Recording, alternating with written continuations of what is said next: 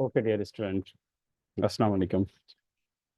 Today, I'm going to start a new topic that is vector in 2D, vector in two dimensions.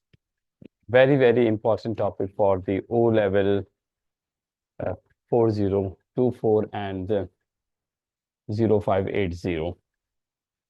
It's a very important और इसके question जो हैं sometime कुछ parts बहुत ही आसान होते हैं और कुछ पार्ट्स वाकई बहुत डिफिकल्ट होते हैं और हम उसे डिस्क्राइब करेंगे इंशाल्लाह पास पेपर के क्वेश्चंस के साथ।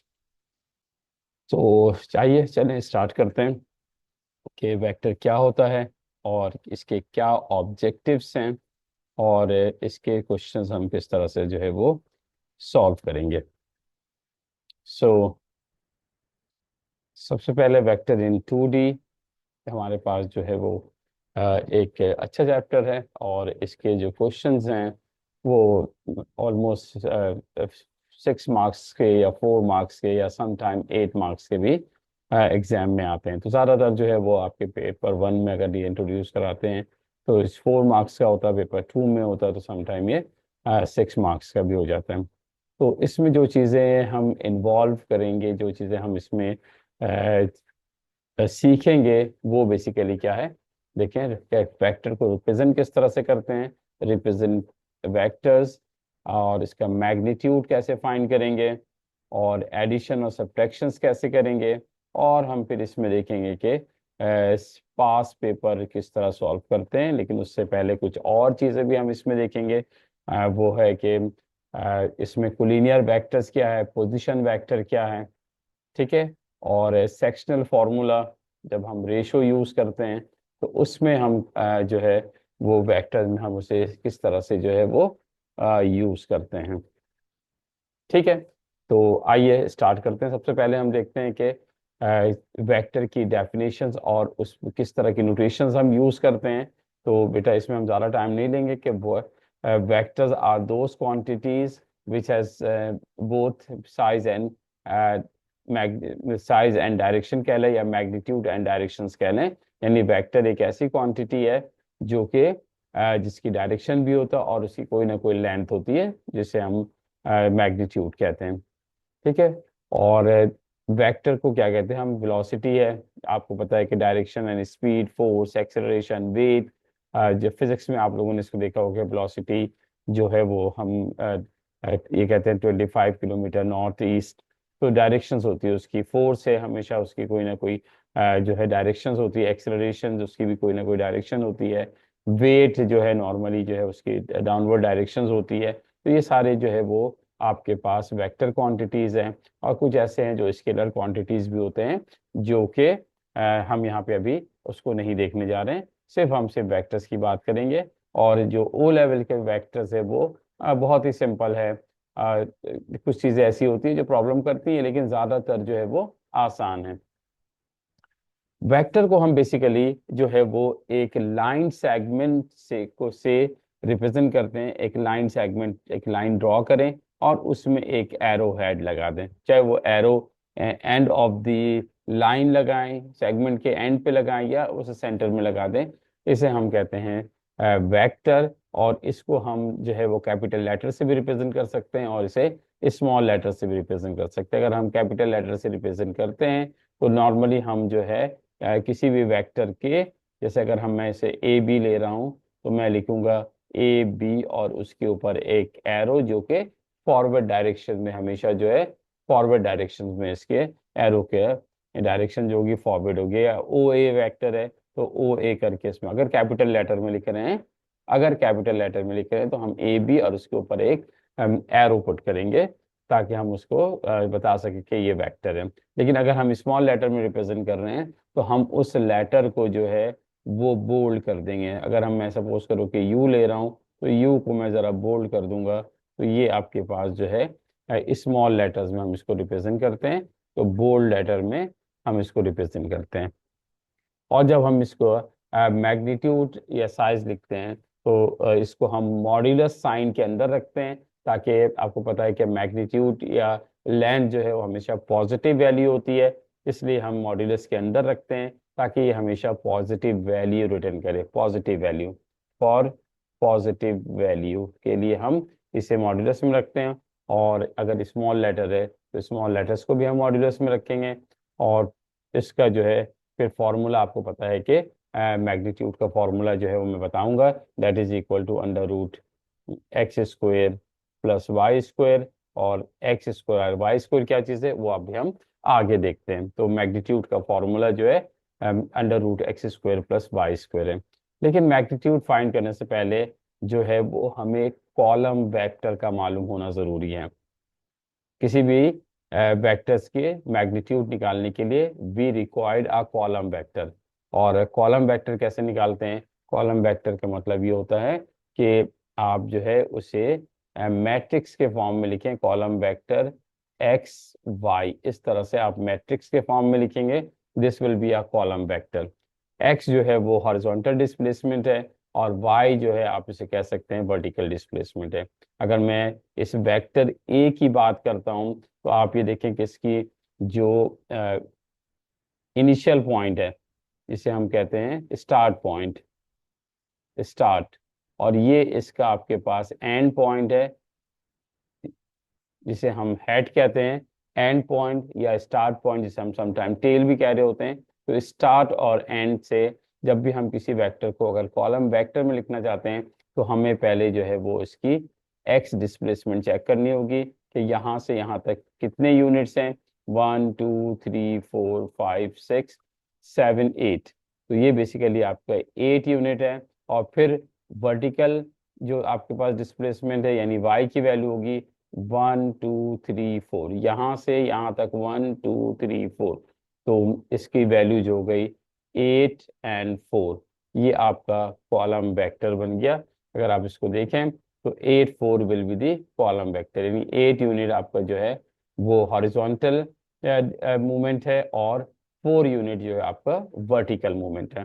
8 यूनिट हॉरिजॉन्टल मूवमेंट है, और 4 यूनिट जो है वो आपका वर्टिकल यूनिट मूवमेंट है। तो 8 फ्रॉम जो है वो एक्स के लिए है, और जो आपके पास है 4 from Y. So we can write A equal to 8 4। इसी तरह से कुछ और एग्जाम्पल्स भी आपके सामने मौजूद है। अगर मैं इसको देखता हूँ बी, तो अगर आप इसको भी चेक करेंगे कॉलम वेक्टर, तो डेफिनेटली पहले हम ये नेगेटिव साइड पे मूव करेंगे, फिर पॉजिटिव साइड पे मूव करेंगे। तो this will be equal to -8 और 2। तो 8 यूनिट जो है वो 1 2 3 4 5 6 7 8, 1 2। तो -8 और 2, ये आपके पास जो है इस वेक्टर को, वेक्टर बी को हम रिप्रेजेंट कर सकते हैं कॉलम वेक्टर की फॉर्म में। इस तरह से वेक्टर सी के लिए जब हम इसको रिप्रेजेंट करेंगे तो आपके पास जो है 4 यूनिट जो है वो हॉरिजॉन्टल मूवमेंट होगी, 1 2 3 4। और फिर माइनस नीचे की तरफ जब आप मूव करेंगे, डाउन मूवमेंट होगी तो नेगेटिव साइन आता है, तो आपके पास ये -6 होगा। यानी आपने बिल्कुल जिस तरह से एक्स एक्सिस और वाई एक्सिस में मूव करते हैं, अगर राइट हैंड साइड पे मूव करेंगे तो this will B positive, left hand side पे मूव करेंगे तो दिस विल बी नेगेटिव, इसी तरह से ऊपर मूव करेंगे तो this this will B positive, और इसी तरह से जब आप नीचे मूव करेंगे तो दिस विल बी -y। तो बिल्कुल ये है कि आप पहले फॉरवर्ड पॉजिटिव साइड पे मूव कर रहे हैं तो +4, फिर आप नीचे की तरफ मूव कर रहे हैं तो -6 यूनिट की मूवमेंट है, इसलिए -6। तो ये आपके पास सी का कॉलम वेक्टर है 4 - 6। इसी तरह से अगर आप जो है वो डी का कॉलम वेक्टर निकालना चाहते हैं, तो डी का कॉलम वेक्टर आप सोचे जरा क्या होना चाहिए डी के कॉलम वेक्टर में। हमारे पास ये आपका स्टार्टिंग है, और ये आपका एंड है। तो आप जरा सोचें, बताएं क्या होना चाहिए। जी, तो आप यहां से मूव करेंगे पहले हॉरिजॉन्टल 1 2 3 4 5 6 7 8। तो नेगेटिव साइड पे मूव कर रहे हैं तो दिस विल बी -8। और फिर उसके बाद नीचे मूव करेंगे 1 2 3 4 5, इस पॉइंट से यहाँ तक 1 2 3 4 5। तो 5 इसका जो है वो भी नेगेटिव है, नीचे डाउनवर्ड मूव कर रहे हैं, तो -8 -5 जो है वो इसका कॉलम वेक्टर है।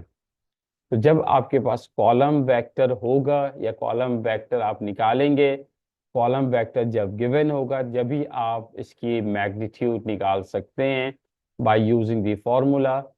ठीक है, वो फॉर्मूला क्या आपके पास जो है, वो फॉर्मूला ये है कि हम उसका मैग्नीट्यूड निकालने के लिए जो है √x² + y² हम निकाल सकते हैं। फॉर एग्जांपल अगर आपके पास कोई वेक्टर a है और इसका यहाँ पे 4,3 इस कॉलम वेक्टर है, तो जब अगर हम इसे मैग्नीट्यूड निकालना चाह रहे हैं तो this will be equal to √4² + 3²। ठीक है, यानी क्या हो गया आपके पास, ये आपके पास ये आपका फॉर्मूला जो है modulus of a equal to √x² + y²। तो 4 जो है वो आपके पास x है और 3 जो है वो y है, तो 4² + 3², तो √4² इक्वल टू 16 और 3² equal to 9। So √25 and you know very well √25 equal to 5। वैसे तो ±5 होता है, लेकिन मॉड्यूलस ऑफ a की वजह से हम इसका मैग्नीट्यूड से 5 यूनिट्स कह लें, या आपके पास जो भी अगर कोई यूनिट गिवन है तो हम वो यूनिट लेंगे। तो मैग्नीट्यूड ऑफ वेक्टर निकालने के लिए जो फॉर्मूला हम यूज करते हैं वो आपके पास जो है √x² + y²। लेकिन इससे पहले ये तो मैग्नीट्यूड निकालने की इसको अभी हम अब करेंगे, लेकिन अभी यहाँ पे पहले आप जरा इसको चेक करें कि ये जो है multiplying by a scalar, suppose करें कि एक वेक्टर है, ये है। ठीक है, अब इस वेक्टर की जो भी लेंथ है, a टाइम लेंथ है इसकी, ए इसकी a में, तो इसका जो 3 टाइम होगा अगर इसी वेक्टर के बिल्कुल पैरेलल, तो हम वेक्टर को without changing the direction translate कर सकते हैं, एक जगह से दूसरी जगह मूव कर सकते हैं। ठीक है, इसी तरह से अगर एक वेक्टर a है, अगर उसी डायरेक्शन में कोई दूसरा वेक्टर है और लेकिन उसका मैग्नीट्यूड चेंज है, तो हम कहते हैं दैट इज स्केलर मल्टीपल। अगर ये वेक्टर जो है a, ठीक है, और ये वेक्टर जिसका 3 टाइम है दैट इज 3a, तो इसे हम जो है कह सकते हैं कि this vector is 3 time of this vector, या हम कह सकते हैं this vector is 1/3 of this vector. तो 3 या 1/3 जो है वो स्केलर मल्टीपल होगा। ठीक है, तो इसी तरह से अगर हम इसको अगर कॉलम वेक्टर की फॉर्म में लिखते हैं ए को, तो देखें आपके पास जो वैल्यूज आ रही है वो आ रही है 4 3। 4 हॉरिजॉन्टल डिस्प्लेसमेंट है, 1 2 3 4, और 3 जो है वर्टिकल डिस्प्लेसमेंट है, 1 2 3। ठीक है, और इसी तरह से अगर हम 3a की बात करते हैं तो 3 टाइम्स ऑफ a, लेकिन अगर हम इसको चेक करते हैं बाय यूनिट्स, तो आप देखें हॉरिजॉन्टल डिस्प्लेसमेंट इसकी कितनी है और वर्टिकल डिस्प्लेसमेंट कितनी है। अगर आप इसको नोट करेंगे 1 2 3 4 5 6 7 8 9 10 11, ठीक है, तो 12, 1 2 3 4 5 6 7 8 9 10 11 12 होना चाहिए यहाँ पे, लेकिन मैं बार बार काउंट कर रहा हूँ, मुझे कुछ गलती लग रही है, लेकिन आई थिंक 1 2 3 4 5 6 7 8 9 10 11। ठीक है, तो 11 है, लेकिन ये थोड़ा सा मुझे इसको एडिट करना पड़ेगा, तो दिस विल बी 12। ये लाइन जो है वो हमारे पास जो है वो आना चाहिए, कहाँ पर आना चाहिए, ये थोड़ा सा जो है इसको चेक करते हैं हम यहाँ पे, इसको मूव करके हम इसको चेंज कर सकते हैं, थोड़ा सा इसको जो है घुमा के यहाँ लाना पड़ेगा।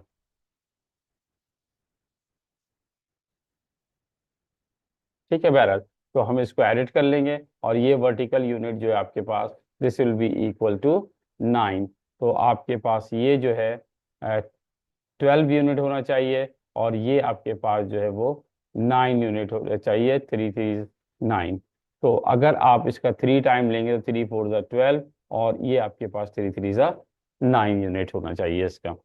तो ये बेसिकली इसे हम कहते हैं पैरेलल वेक्टर भी है, लेकिन बेसिकली यहाँ पर हम ये देख रहे हैं कि किसी वेक्टर को अगर इसके लेंथ को किसी नंबर से मल्टीप्लाई करते हैं that will B scalar multiple. ठीक है। बहरहाल अगर हम इसका मैग्नीट्यूड निकालना चाहते हैं तो again we have to use this formula under root X square plus Y square, और उसके बाद जो है उसको हम उसकी जो लेंथ है वो मालूम कर सकते हैं रिगार्डलेस द ऑफ डायरेक्शन। हमें डायरेक्शन की नहीं, सिर्फ इसकी लेंथ यानी यहाँ से यहाँ तक के उसकी कितनी लेंथ है वेक्टर की वो हम फाइंड कर सकते हैं by using the formula under root X square plus Y square. ठीक है, तो हम इसको जो है इस फॉर्मूले से हम इसका मैग्नीट्यूड निकाल सकते हैं। ठीक है, अगर मैं इसको इरेज करता हूं, अगर उसके बाद अगर हम इसको देखते हैं कि ये जो नीचे वाला वेक्टर है इसका क्या मैग्नीट्यूड है, तो हम इसको कैसे निकालेंगे चेक करते हैं इसको। ठीक है, तो इसको बेसिकली अगर हम इस वाले वेक्टर का मैग्नीट्यूड निकालते हैं वेक्टर बी का, तो आप देख सकते हैं कि इसकी जो हॉरिजॉन्टल डिस्प्लेसमेंट है 1 2 3 4 5 6 7, यहाँ तक जाना हमें 1 2 3 4 5 6 है। ठीक है, 6, और उसके बाद जो है नीचे आप आएंगे तो -7 है, और जब इसको हम फॉर्मूले में रखेंगे, फॉर्मूला क्या आपके पास, B modulus of B equal to under root X square plus Y square. So X 6 है तो 6 का स्क्वायर 36 प्लस वाई स्क्वायर -7 का स्क्वायर +49। तो ये आपके पास 36 प्लस 49 आ गया, और that is equal to under root 85। तो ये आपके पास अंडर रूट 85 जो है उसकी जो है मैग्नीट्यूड है वेक्टर बी की मैग्नीट्यूड जो अंडर रूट 85 है। पॉइंट्स में भी आंसर दे सकते हैं, पॉइंट्स में आंसर देने में कोई हर्ज नहीं है, लेकिन अगर पेपर 1 है कैलकुलेटर अलाउड नहीं है तो बेहतर ये कि आप अंडर रूट 85 रखें, या अगर आपके नॉलेज में है कि इसकी वैल्यू कितनी हो सकती है तो आप लिख सकते हैं। अच्छा स्टूडेंट, अब आते हैं बहुत इंपॉर्टेंट चीज है कि हाउ टू ऐड और सब्ट्रैक्ट टू वेक्टर्स। ठीक है, नॉर्मली जो है हमारे पास एक ट्राइंगुलर रूल होता है। ट्राइंगल रूल में क्या होता है कि हम एक वेक्टर के हेड को दूसरे वेक्टर के टेल से ज्वाइन कर सकते हैं। यानी हम कह सकते हैं कि अगर एक वेक्टर है उसका ये आपके पास स्टार्ट है, एरो की डायरेक्शन देख के हम अंदाजा लगाते हैं कि कौन सा स्टार्ट, जो पॉइंटिंग साइड है वो आपका एंड होगा, और जो इस तरह के आपके पास इनिशियल जो एरो की रिस्पेक्ट से देखेंगे तो ये इनिशियल पोजीशन जो है वो आपका जो है वो टेल या स्टार्ट होगा। तो हम एक वेक्टर के एंड को दूसरे वेक्टर के स्टार्ट से ज्वाइन करेंगे तो हम इसको ऐड कर सकते हैं। तो वेक्टर रूल ऑफ एडिशन में हम क्या करते हैं, एक वेक्टर के हेड को दूसरे वेक्टर के टेल से इस तरह से ज्वाइन करेंगे कि जो रिजल्टेंट वेक्टर हमारा होगा वो फर्स्ट वेक्टर के इनिशियल पॉइंट, फर्स्ट वेक्टर के स्टार्टिंग पॉइंट से सेकेंड वेक्टर का एंड पॉइंट जो है वो वहां तक हम लाइन ड्रॉ करेंगे। यानी यहां से लेके यहां तक ये लाइन ड्रॉ करें, और इसकी डायरेक्शन भी ए टू बी होगी। यानी फर्स्ट वेक्टर का जो स्टार्टिंग है और सेकेंड वेक्टर का एंड है इसको ज्वाइन करेंगे तो ये इसकी डायरेक्शन होगी ये, और जब हम इसको ऐड करेंगे this will be equal to A plus B. तो we can represent the vector resultant vector by double arrow, और इसका आंसर होगा ए प्लस बी।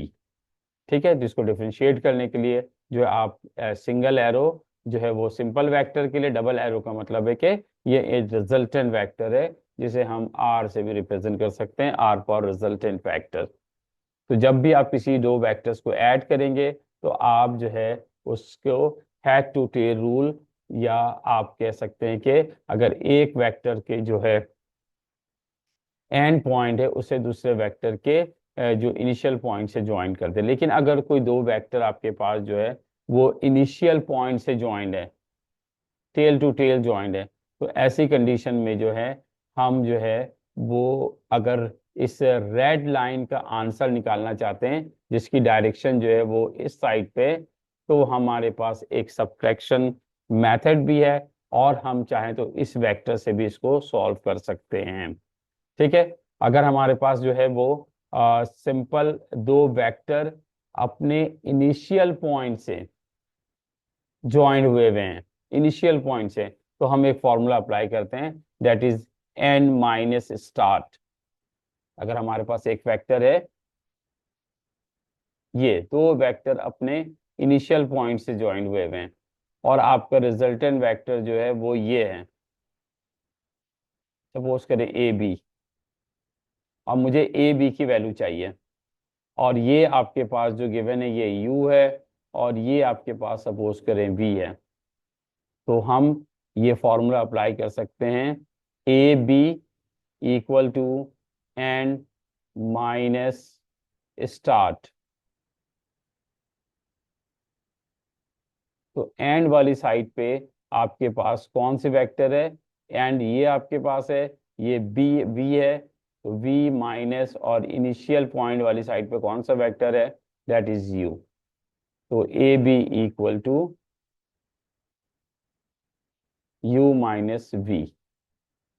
तो एक वेक्टर के जो है एंड दूसरे वेक्टर, अगर हेड दूसरे वेक्टर के टेल से ज्वाइंट है, एंड कह लें या आप इसे कह सकते हैं हेड दूसरे वेक्टर की टेल से अगर ज्वाइन है, तो हम ट्राइंगल रूल अप्लाई कर सकते हैं। लेकिन अगर दो वेक्टर अपने इनिशियल पॉइंट से ज्वाइन है, तो हम एंड माइनस स्टार्ट भी यूज कर सकते हैं।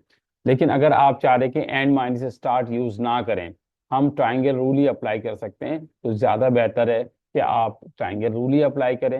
लेकिन ये बात अपने जहन में रखें कि जब भी किसी भी किसी भी वेक्टर की जब डायरेक्शन चेंज करते हैं, तो फाइन के तौर पे हमें नेगेटिव साइन को चेंज करना पड़ता है। अगर वो पॉजिटिव है तो हम उसे नेगेटिव करेंगे, नेगेटिव है तो पॉजिटिव करना है।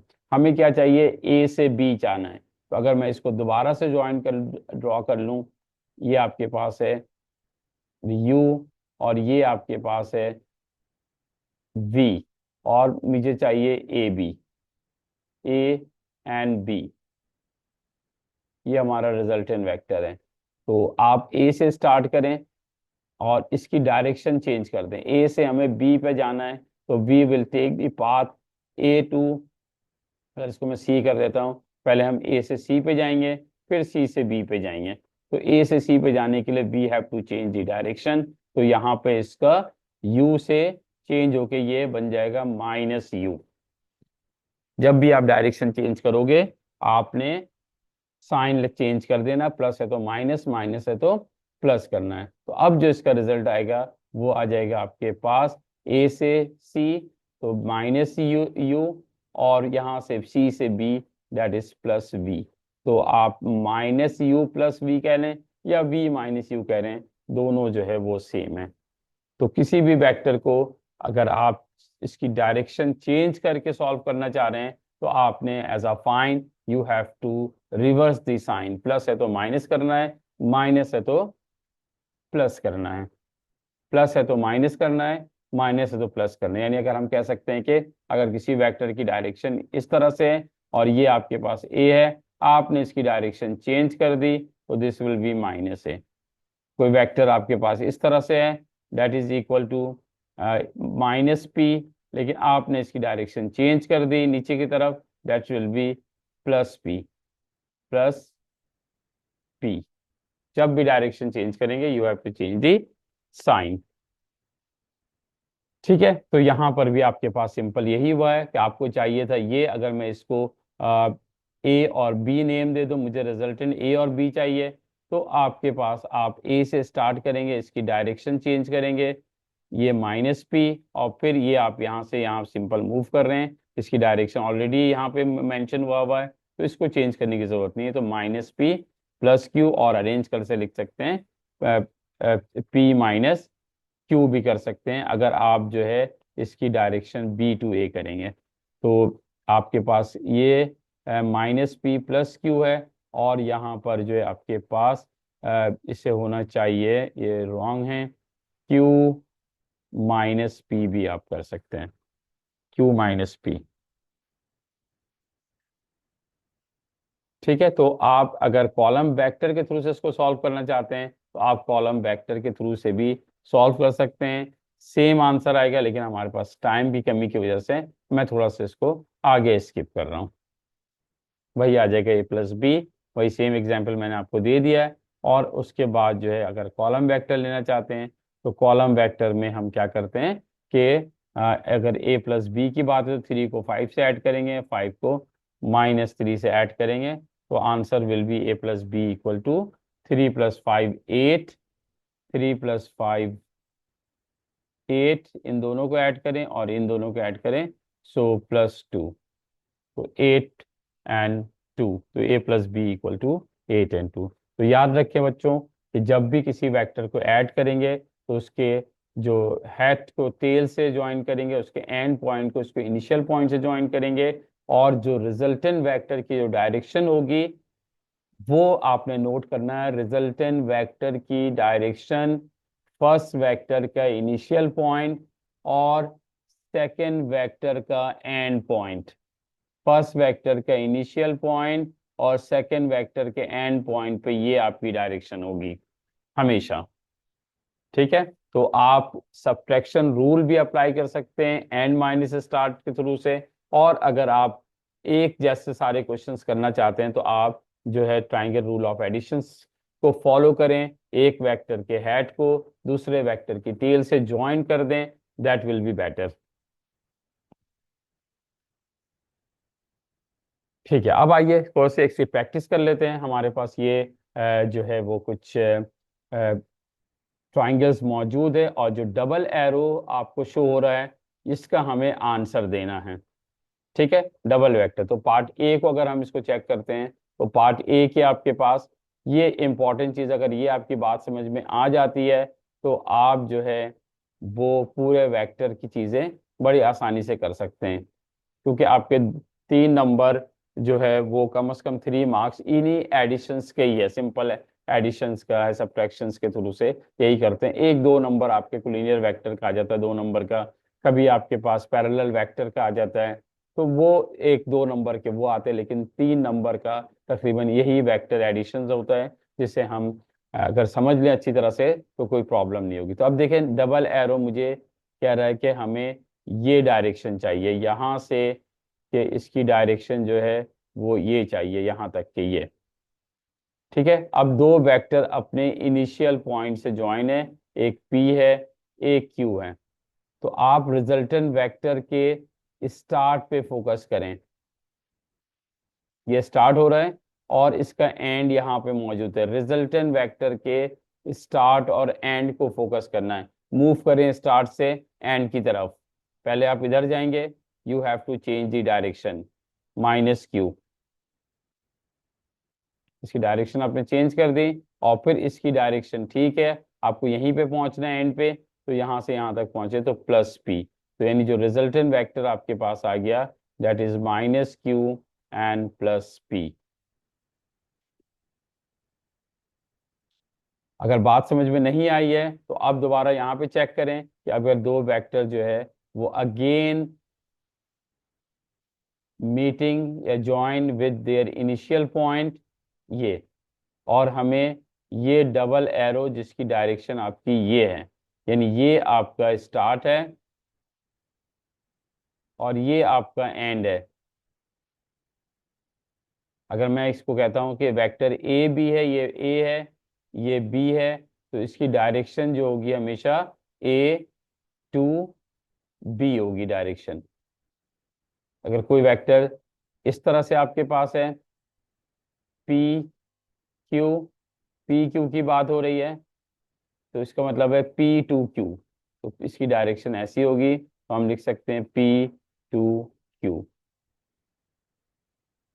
तो आइए इसका क्या आंसर आना चाहिए, ये आपके पास Q है और ये आपके पास P है, तो आपको ये स्टार्ट है, यहां से मूव करना है, तो you have to change the direction, this will be -P on +Q, तो -P + Q।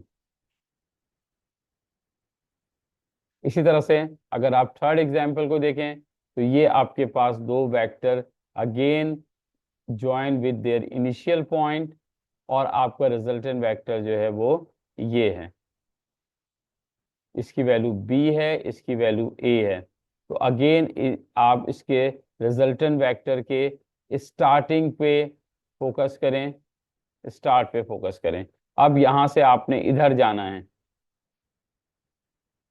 तो आपके पास दिस विल बी -a, और यहां से जाने के बाद आपने इधर मूव करना है। तो ये आपकी डायरेक्शन सही है, पहले से इस तरफ की डायरेक्शन है, तो ये b एज इट इज, तो -a and plus b will be the resultant vector, -a and plus b।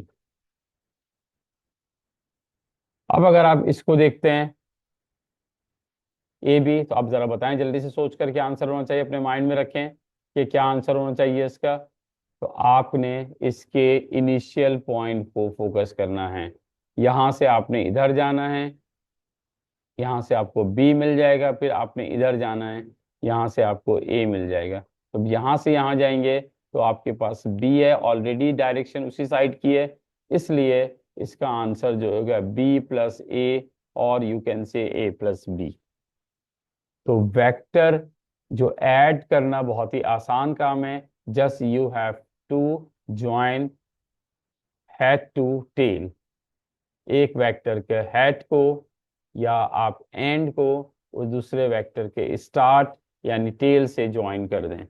और रिजल्टेंट वेक्टर, दोबारा बता रहा हूं, रिजल्टेंट वेक्टर की डायरेक्शन क्या होगी, फर्स्ट वेक्टर के इनिशियल पॉइंट यानी स्टार्ट लेंगे, और लास्ट वेक्टर के, दो से ज्यादा वेक्टर भी हो सकते हैं एडिशन के लिए, तो दो से ज्यादा वेक्टर के केस में आप बस इस तरह से ध्यान में रखें, फर्स्ट वेक्टर के स्टार्ट और लास्ट वेक्टर के एंड को आप ज्वाइन करेंगे, तो that will be your resultant vector.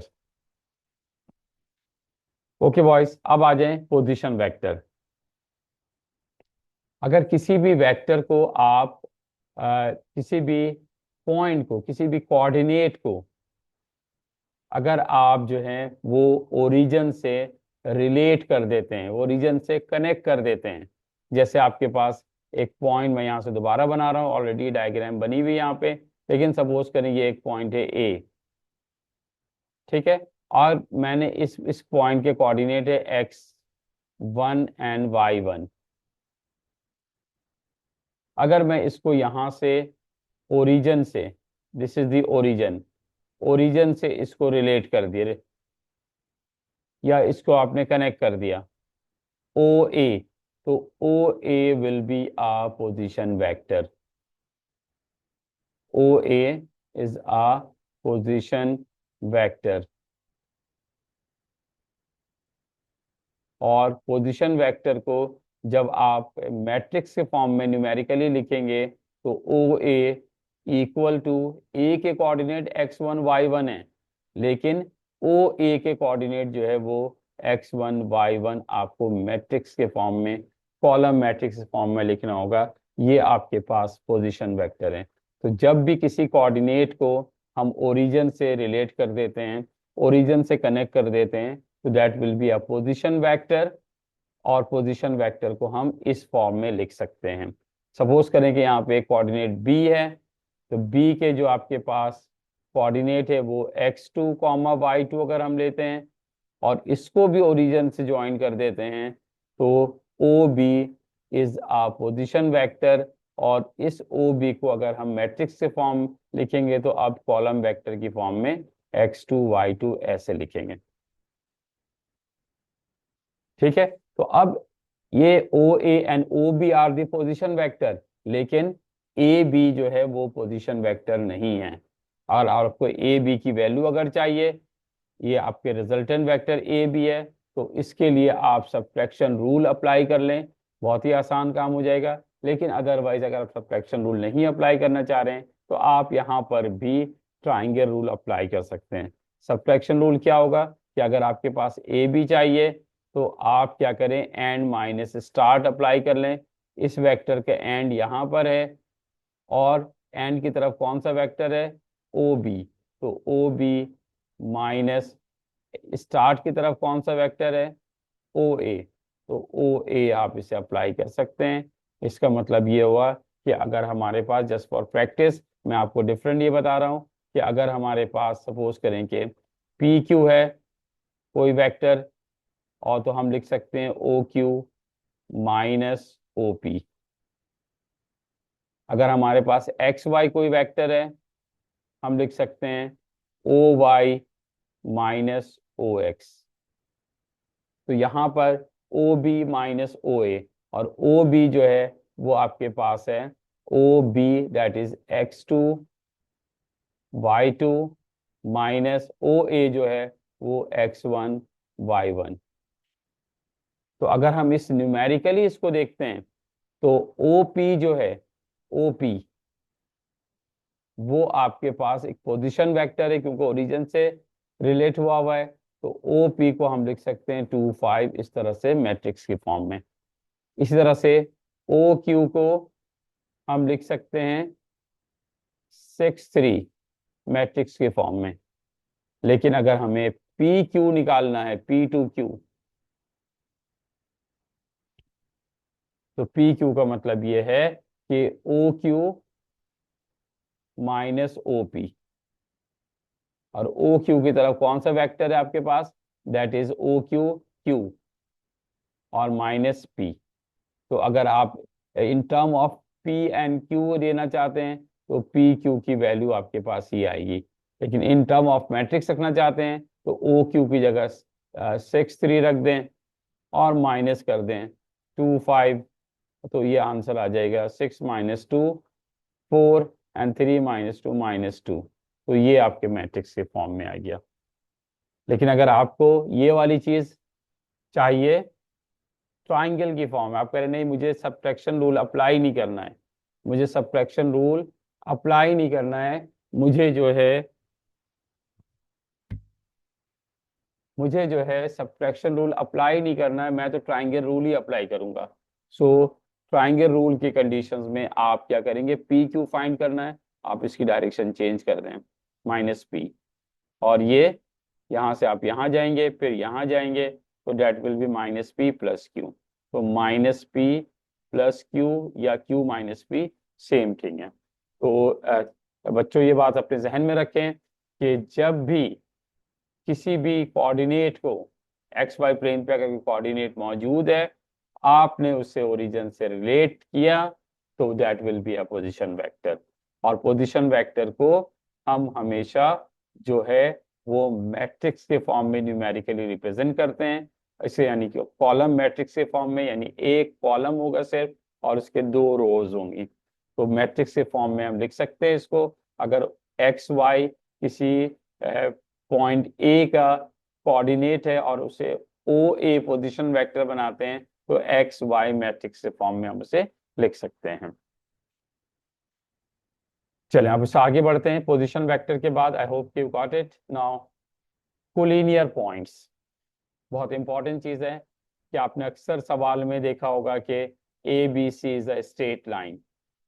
जब लाइन स्ट्रेट है तो इसका मतलब है ए बी और ए सी अगर 2 अलग अलग वेक्टर है तो डेट विल बी कोलिनियर। एक लाइन में, स्ट्रेट लाइन में अगर वेक्टर लाई करते हैं तो that will be a collinear. तो collinear point lie on a straight line if A B जो है A B C lies on the same line, A B C 3 points lies on the same straight line, तो हम कह सकते हैं कि ये बेसिकली एक तरह का पैरेलल वेक्टर ही है। और हम इसे लिख सकते हैं कि A B equal to K time, K is a constant, B C. और आप ये भी लिख सकते हैं कि A B equal to K time A C. ये भी पॉसिबल है, जो जिसकी वैल्यू अगर बी सी की वैल्यू आपके पास मौजूद है तो आप बी सी यूज कर सकते हैं, ए सी की वैल्यू अगर आपके पास मौजूद है तो ए सी यूज कर सकते हैं। तो A B and B C are the on the same line, तो this is called collinear points. Collinear points, या आप इसे अगर वेक्टर के फॉर्म में लिखना चाहते हैं तो हम कह सकते हैं this will be collinear vector. ठीक है, कोलिनियर वेक्टर। तो कोलिनियर वेक्टर के लिए हम कैपिटल लेटर ही नॉर्मली यूज करते हैं। जैसे अगर पैरेलल वेक्टर अगर हमारे पास कोई होता है तो हम उसके लिए यूज करते हैं A equal to K time B, small letter normally use कर सकते हैं। और B equal to K time A, ये हम यूज करते हैं फॉर पैरेलल वेक्टर।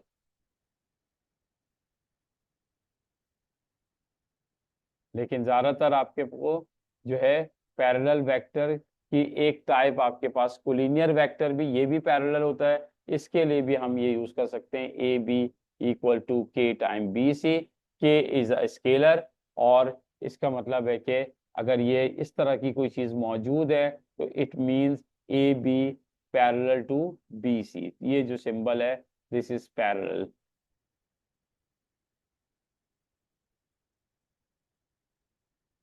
ठीक है, तो कोलिनियर पॉइंट्स या कोलिनियर वेक्टर के क्या आइडेंटिफिकेशन है कि that lie on the same straight line.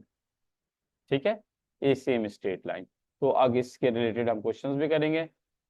अच्छा, रेशो इन वेक्टर्स। समटाइम आपको वेक्टर्स पे जो लेंथ साइड दी जाती है उसका रेशो गिवन होता है। जैसे आपके पास है 2:1 है या 1:3 है। तो उस केस में कि हम किस तरह से इसको फाइंड करेंगे, तो जब भी अगर आपको रेशो की बात होगी तो आप जो है वो कैसे निकालेंगे रेशो। अगर मुझे सपोज करें कि ए से लेके बी तक, ए से लेके बी तक की पूरी लेंथ जो है वो आपके पास है, सपोज करें कि 5u, 5u है। और इनके दरमियान रेशो जो है वो आपके पास 3:2 है। तो हम कैसे निकालेंगे रेशो, हम निकालेंगे ratio, ratio upon sum of ratio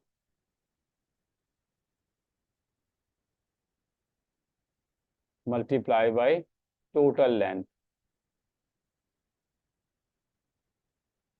total length है या टोटल अमाउंट है, तो यहाँ पे तो लेंथ की बात हो रही होगी। तो अगर इसको निकालना है तो 3/3 + 2 मल्टीप्लाई बाय 5u। तो this will be equal to 3/5 multiply by 5u। तो 5 3 15, या 5 से 5 आप कैंसिल कर दें, 15/5u। तो 5 3 15, तो दिस विल बी 3u। और अगर आपने इसका रेशो निकालना है तो again ratio upon sum of ratio, that is 3 + 2, और multiply by total length 5u। तो 2/5 मल्टीप्लाई बाय 5u, 5 से 5 cancel, this will B 2u। तो जब भी रेशो हो तो आपने ये देखना होगा कितने पार्ट्स हैं। फॉर एग्जांपल अगर कोई एक एग्जांपल मैं और लेता हूँ यहाँ पे, अगर आपके पास सपोज करो ये एक पॉइंट है, इसका रेशियो 1:2 है। ये आपके पास सपोज करें पी क्यू है। ठीक है, और पी क्यू की पूरी लेंथ जो है that is equal to V. तो अब इसका रेशो क्या निकलेगा, अगर मैं इसको पी क्यू और यहाँ पे कोई पॉइंट हमारे पास सपोज करें एक्स है, तो पी एक्स का रेशो हम कैसे निकालेंगे, P X equal to, P X की जो अगर आपके पास रेशो है तो वो हम ऐसे निकालेंगे कि 1/sum of ratio 1 + 2 3 multiply by v। तो this will be equal to 1/3 of v। अगर इसका रेशो निकालना है एक्स क्यू का, एक्स क्यू, तो this will be equal to 2 ratio sum of ratio 3 और टोटल लेंथ v, तो 2/3v। तो इस तरह से हम रेशो जो है वो वेक्टर्स में फाइंड कर सकते हैं। कुछ एग्जाम स्टाइल क्वेश्चंस हैं, उसको देखते हैं। अगर ये इस तरह के क्वेश्चन एग्जाम में आते हैं जिसमें आपको एक पैरेललोग्राम या कुछ ट्राइंगल आपको गिवन होगा, और या कोई ट्रेपीजियम टाइप की चीज़ होगी, और आपसे उसमें मुख्तलिफ इंफॉर्मेशन दी जाएंगी, और उस इंफॉर्मेशन के रिस्पेक्ट से जो है वो आपने जो है इसका जो है जो भी आपसे कहा गया in term of A B या यू वी, और आपके पास पी क्यू, आप उसका आंसर देंगे। तो अगर आपके पास सामने स्क्रीन पे अगर देखें आप, तो diagram below shows a parallelogram. What is the properties of the parallelogram, उनके opposite sides equal and parallel होते हैं। ऑपोजिट साइड्स इक्वल होते हैं और उसके साथ साथ पैरेलल भी होते हैं। तो इसका मतलब है कि अगर हमारे पास इस वाले लेंथ की ओ सी की सी है तो ए बी की भी वैल्यू सी होगी, और इसकी डायरेक्शन आपकी ओ टू सी है तो इसकी डायरेक्शन भी ए टू बी होगी। इसी तरह से O A vector, O A is parallel to C B, अगर ये स्मॉल ए है इसकी डायरेक्शन ये है तो इसकी डायरेक्शन भी यही होगी और इसकी वैल्यू भी ए होगी। अब अगर आपसे कहा जा रहा है कि using only vector A and C find the following, number one A B, तो बेटा ए बी आप देख सकते हैं कि A B is parallel to O C, so A B also equal to small C because of A B is parallel to O C. Next देखें B C. अब B सी के आपके पास ये है बी सी, इसकी डायरेक्शन बी टू सी है, तो लेकिन ये C B is parallel to O A, अगर ये सी बी होता तो ए आंसर होता, लेकिन बी सी है, you have to change the direction. A है, पॉजिटिव ए है, तो this will be negative A, ठीक है, क्योंकि पैरेलल टू ओ ए ओ है, ए ओ, तो इसकी डायरेक्शन चेंज करेंगे तो ए से माइनस ए बन रहा है, तो ओ सी की सॉरी बी सी की डायरेक्शन भी जो है वो माइनस ए होगी। अब आ जाएं the position vector of B. Position vector of B का मतलब है ओ बी, तो ओ बी का मतलब है ये यहां से इसको आप ज्वाइन करेंगे, तो अगेन ये आपके पास डबल एरो मैंने बना दिया जो कि आपके रिजल्टेंट वेक्टर है। तो ए बी इसका मतलब है कि स्टार्ट आपका ओ से स्टार्ट हो रहा है, ओ से मूव करें सी की तरफ, सी से मूव करें आप बी की तरफ, तो हम कह सकते हैं कि O B is equal to O C plus C B. तो ओ सी जो है आपके पास वो पॉजिटिव सी है एंड प्लस सी बी जो है वो पॉजिटिव ए है, तो you can say O B equal to C plus A या ए प्लस सी।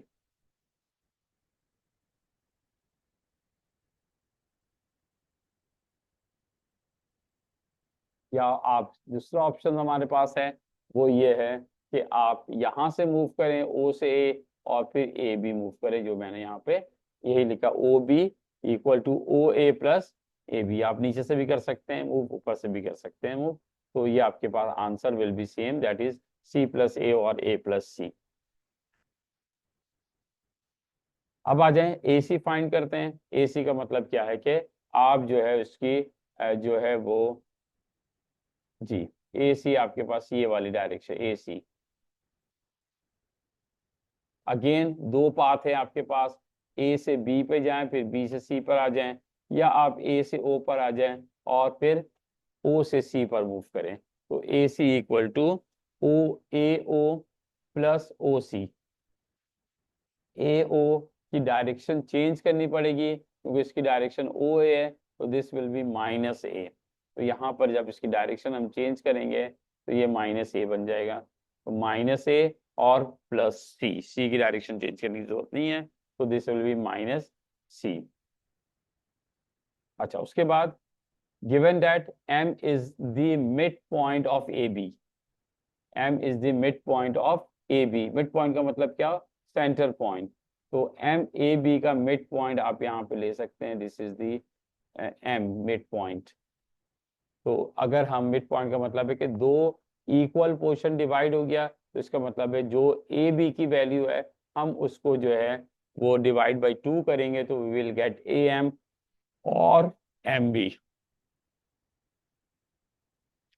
तो आ जाइए कि ये आपके पास आ गया A M, that is half of A B, तो A M equal to A B की वैल्यू आपके पास है सी, तो this will be equal to half of C. A M, M is a mid point. अब position vector of M कह रहे हैं तो इसका मतलब है ओ से एम को ज्वाइन कर दें, तो आपकी डायरेक्शन बन जाएगी ओ ए प्लस ए एम, तो O A plus A M, ओ ए आपके पास जो है वो पॉजिटिव ए होगा और ए एम जो है 1/2c है, तो O M equal to 1/2c। तो इसी टाइप के जो क्वेश्चंस होते हैं वो पहले फर्स्ट या सेकंड पार्ट जो है किसी भी वेक्टर के क्वेश्चन का, वो इसी तरह का क्वेश्चन होता है। फिर आपके पास जो डिफिकल्टी लेवल चेंज होती है थर्ड और फोर्थ पार्ट में। अच्छा जी, उसके बाद draw these vectors on a grid.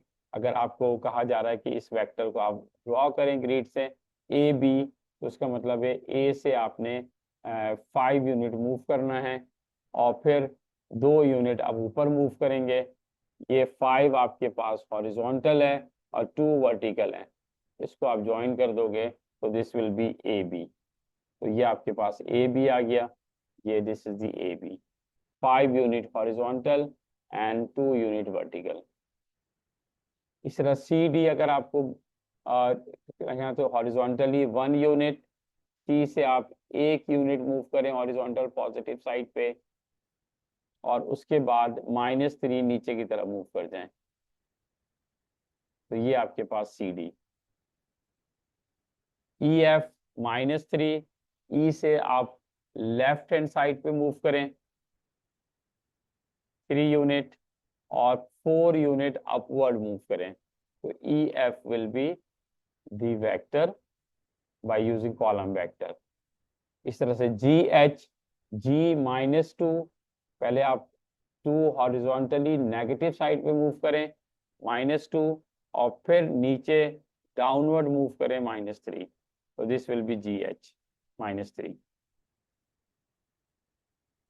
तो ये आपके पास वेक्टर्स को हमने ग्रिड के फॉर्म में ड्रॉ किया, और उसके बाद अगर आपने इसका मैग्नीट्यूड निकालना है, सपोज करें कि वेक्टर है 8 6, तो आप इसको मैग्नीट्यूड यूज कर सकते हैं। इसको ड्रॉ करने की वैसे एग्जाम में नहीं आता, लेकिन अभी चूंकि लर्निंग प्रोसेस है, तो ये आप इसमें 8 6 को आप इस तरह ड्रॉ कर सकते हैं। और अंडर रूट जो आपके पास मॉड्यूलस ऑफ ए है वो है √x² + y², और रूट को जब रिमूव करना होता है तो आपको मालूम है कि हम स्क्वायरिंग करते हैं, तो स्क्वायरिंग ऑन बोथ साइड, तो रूट रिमूव हो गया, तो √a² इक्वल टू 8² + 6²। और फिर अगर रूट से वैल्यूज हम बाहर निकालेंगे तो आपके पास a इक्वल टू 10 हो गया। अगर हम दोनों तरफ दोबारा रूट ले लें तो ये कैंसिल हो जाएगा, तो मॉड्यूलस जो है वो a इक्वल टू 10 के बराबर है। तो magnitude of this vector a is 10। Magnitude of this vector a is 10। अच्छा, एक और है, ये भी पैरेललोग्राम है, ओ ए बी सी।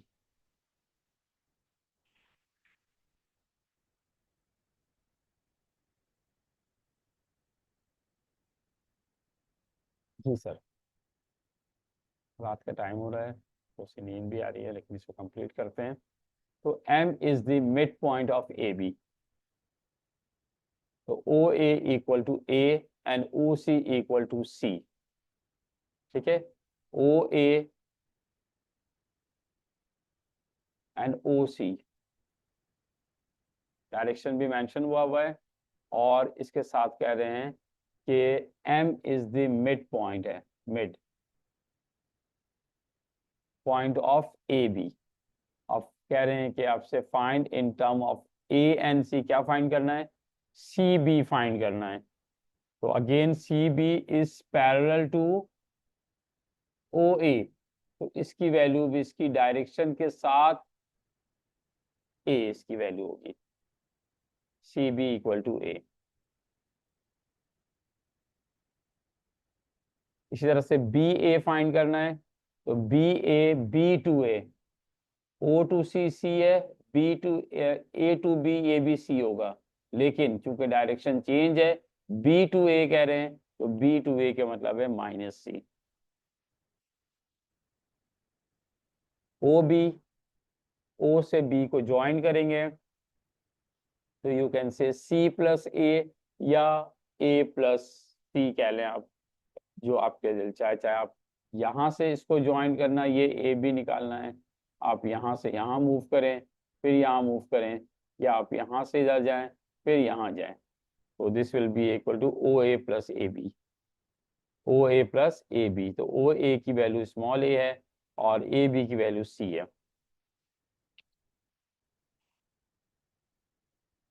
नाउ सी ए जो है आपके पास, इसकी डायरेक्शन आपकी यहाँ से, तो डेफिनेटली आप सी से ओ पे मूव करेंगे, ओ से ए मूव करें, या सी से बी पे मूव करें और बी से ए पे मूव करें, तो that will be C O plus O A. So C O जो है वो नेगेटिव सी और ओ ए जो है वो पॉजिटिव ए। ओ एम, ओ एम जो है आपके पास जो है यहाँ से इसको ज्वाइन कर लें ओ एम, तो ये वैल्यू आपके पास मालूम है ए, और ये आपको पता है मिड है, मिड ऑफ ए बी यानी सी अपॉन टू, तो ये क्या बन जाएगा ए प्लस सी अपॉन टू, या 1/2 सी, एक ही बात है। तो हाफ मिड पॉइंट का मतलब है कि हाफ सेंट्रल पॉइंट एम है, तो ये दोनों पोजीशन हाफ हाफ में डिवाइड होंगे, दिस विल बी इक्वल, तो 1/2 सी और C upon two is the same. एक और एग्जाम स्टाइल क्वेश्चन है, इस तरह से आपके पास आता है कि दो वेक्टर जो है इनिशियल पॉइंट से ज्वाइन है, O P equal to P and O Q equal to Q, find in term of P and Q. ठीक है, और पी क्यू जो है, P and Q are the mid point of O A, ये आपके पास ओ ए का mid point P है और ओ बी का मिड पॉइंट क्यू है, लेकिन ओ पी जो है वो स्मॉल पी है और ओ क्यू जो है वो स्मॉल क्यू है। क्या फाइंड करने का, सबसे पहले ओ ए फाइंड करने का है, तो अगर ये मिड पॉइंट है तो यहाँ से यहाँ तक भी ये पी होगा स्मॉल पी, तो P plus P two P.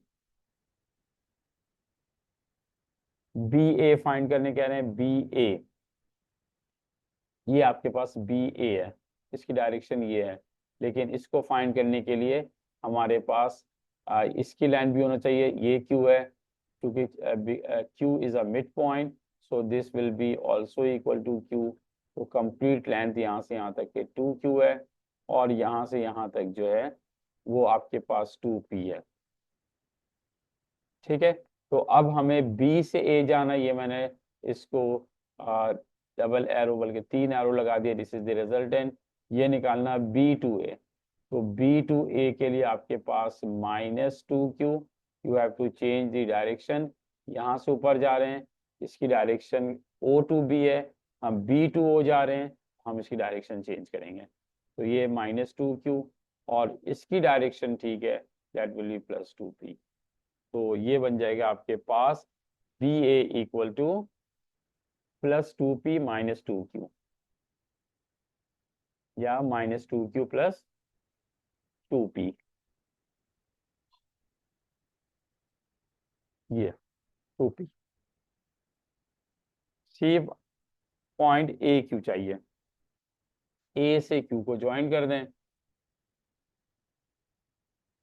तो ए से बी पे जाएं, बी से क्यू पे जाएं, तो A B, A O and then O Q, ये भी एक ऑप्शनल पाथ मौजूद है कि आप ए से ओ पे जाएं और वहां से ओ से क्यू पे जाएं, या आप ए से बी पे जाएं और बी से क्यू पे जाएं, आंसर विल रिमेन अनचेंज, दोनों सेम होगा। वहां से वहां गए -2P, डायरेक्शन चेंज करनी पड़ी क्योंकि ये डायरेक्शन ओ ए की है, इधर डायरेक्शन है इसकी, लेकिन हम इसके ऑपोजिट डायरेक्शन पे जा रहे हैं, तो -2P और फिर +Q।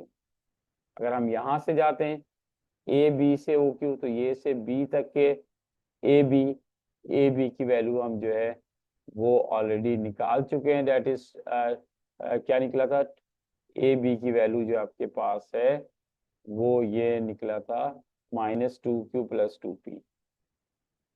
ठीक है, और उसके बाद ये आपके पास Q, तो हम इसको लिख सकते हैं -2Q +2P, और इसमें ऐड कर दें Q, तो तीनों को सॉल्व करेंगे तो -2Q +Q -Q, और उसके साथ साथ जो है वो +2P, अच्छा ए बी की वैल्यू क्या निकली थी हमारे पास, ए बी बी ए निकाला था हमने -2q+q। तो अब इसका ए बी जो है आपके पास उसकी डायरेक्शन चेंज होगी, तो ये बन जाएगा +2q एंड -p। तो ये 2q प्लस -2q एंड इसकी डायरेक्शन भी हम चेंज करेंगे, ये -q होगा। यहाँ से यहाँ तक जा रहे हैं तो -q, तो 2q -q होगा। इसको मैं इरेज करके दोबारा इसको रिपीट करता हूँ, थोड़ा सा ये जो है वो, यस देखिए, अगर मुझे आपको चाहिए कि ए क्यू चाहिए, आपने ए को क्यू से ज्वाइन कर दिया, तो कई ऑप्शन मौजूद है। एक आपके पास ऑप्शन मौजूद है कि आप ए से ओ पे जाएं और ओ से क्यू पे जाएं। ए से ओ पे जब मूव करेंगे तो ये हमारे पास इसकी लेंथ जो आ रही है वो -2p आ रही है, क्योंकि इसकी डायरेक्शन ओ पी है, ये डायरेक्शन है, ये पॉजिटिव है। अब रिवर्स जा रहे हैं तो नेगेटिव। यहाँ से यहाँ जब आएंगे तो ये पॉजिटिव क्यू ही होगा, तो -2p+q हो गया। आप चाहें तो आप यहाँ से मूव कर सकते हैं, पहले ए बी निकाल लें और उसके बाद पी क्यू निकाल लें, या आप यहाँ से पी पे जाएं और यहाँ से फिर आप पी क्यू की इसकी वैल्यू निकाल लें। तो कई ऑप्शंस मौजूद हैं। पी बी, पी बी, यहाँ से यहाँ तक के। So again you required A B, A B हम निकाल चुके हैं। ये भी ए -2q+2q है, तो ये बी ए है, तो ए बी करेंगे तो दिस विल बी 2q-2p।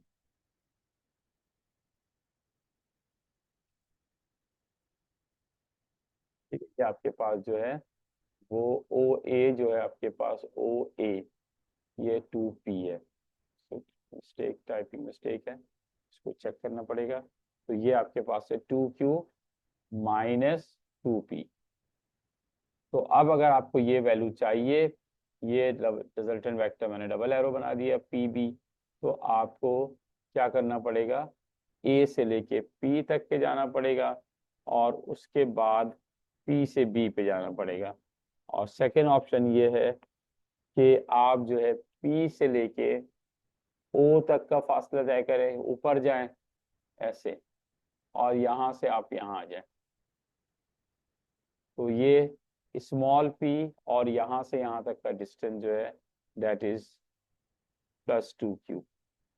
आप यहाँ से भी जा सकते हैं, ये ऑप्शन भी ले सकते हैं कि हम ये कर सकते हैं A P, sorry P A और उसके बाद +AB, ये भी निकलेगा आपके पास पी बी।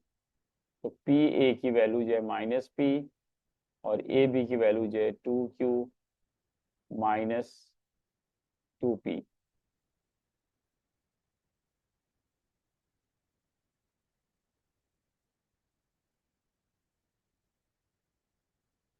-2p।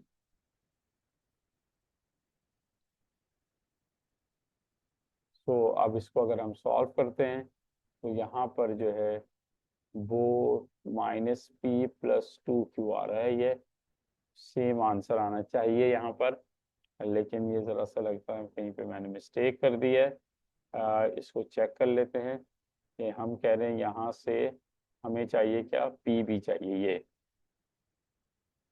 तो हम ये कर सकते हैं कि यहाँ से यहाँ मूव करें, -p, ये पॉजिटिव p है, ठीक है, और पॉजिटिव p है, और यहाँ से यहाँ जाएंगे तो ये ठीक है। अब तो ये बन गया आपके पास -p एंड +2q, ये डायरेक्शन तो पॉजिटिव p है। अब आ जाइए, रेशो वाला आ गया आपके पास, रेशो का क्वेश्चन जो हर पेपर में मौजूद होता है। तो ये लास्ट क्वेश्चन है, काफी लंबी वीडियो हो गई, पास पेपर का मैं एक अलग से वीडियो बना लूंगा। अभी जो है आपके एग्जाम स्टाइल के जो क्वेश्चन है उसका ये लास्ट क्वेश्चन है, ताकि हम इसको एंड कर सकें।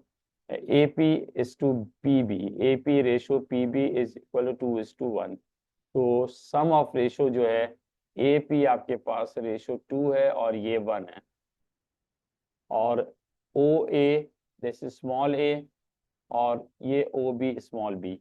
अब आपसे कह रहे हैं ए बी मालूम करें in term of A and B. तो ए बी आप निकाल सकते हैं कि ए से minus A plus B, minus A and plus B, तो minus A and plus B.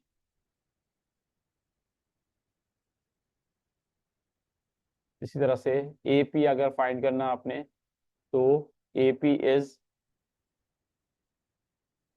2:1, यानी सम ऑफ रेशो 3 है, तो 2/3 ऑफ ए बी। तो 2/3 ए बी हम निकाल चुके हैं, तो 2/3 माइनस ए प्लस बी। इस तरह से ओ पी निकालना चाहें आप, इसको ज्वाइन कर दें, ये वैल्यू होगी आपके पास 1/3 of minus A plus B, 1/3 of minus A plus B. ये था आपके पास 2/3 of minus A plus B. तो ये आपके पास ओ पी आ गया, ये आपके पास बी है, ये रिजल्टेंट वेक्टर है। आप यहाँ से यहाँ मूव करें, यहाँ मूव करें, यहाँ से यहाँ मूव करें, या यहाँ आ जाए, एक ही बात है। तो ये आपके पास है O P equal to O A, यहाँ से हमने मूव किया, स्मॉल ए आ गया, और यहाँ से यहाँ मूव किया, 2/3 माइनस ए प्लस बी आ गया। तो ये आपके पास, इसको सिंप्लीफाई करेंगे, तो इसको जब ओपन करेंगे, सिंप्लीफाई करेंगे 13a और 13b। ठीक है, तो आज मैं आपका जो है वो वीडियो यहीं पे एंड करता हूँ, कि काफ़ी लेंदी इसकी हो गया। पास पेपर में अलग से एक नई वीडियो में जो है आपको इसको जो नेक्स्ट वीडियोस में ये पास पेपर के क्वेश्चन मौजूद हैं, ये हम इसको सॉल्व करेंगे। लेकिन अभी टाइम काफ़ी हो गया, तो मैं इसको एक अलग से वीडियो जो है वो बनाऊंगा, ताकि आप इसको चेक कर सकें। ठीक है, तो इसको जो है मैं इसकी शेयरिंग अभी यहाँ पे ख़त्म कर रहा हूँ, और जो है वो वीडियो यहाँ पे हम इसको स्टॉप करते हैं।